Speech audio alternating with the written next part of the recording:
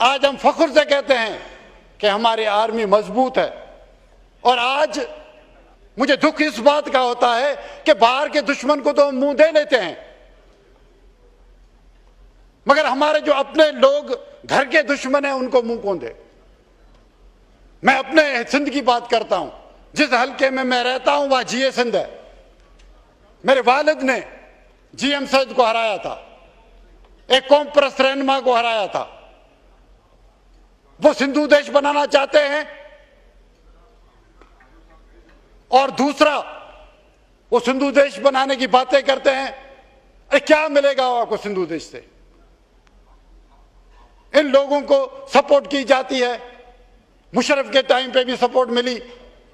एक दूसरा लीडर है, मैं खुल के बात कर रहा हूं, ये पाकिस्तान का जब इज्जत की बात आती है तो हमें किसी का सामना नहीं करना चाहिए।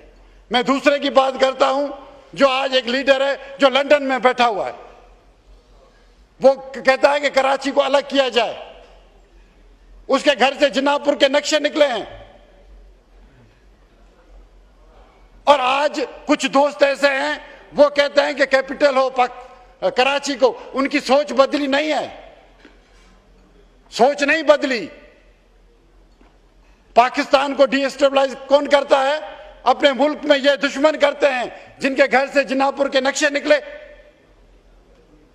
और पाकिस्तान, हमें पाकिस्तान में रहना है। आज वो लंदन भाग गए। अरे मैं शुक्र करता हूं, मैं एमक्यू वाले भाइयों को बोलता हूं, शुक्र करो कि तुम्हें पाकिस्तान की अफवाज ने बचा लिया, वरना खुदा की कसम आज सब टेररिस्ट में होते।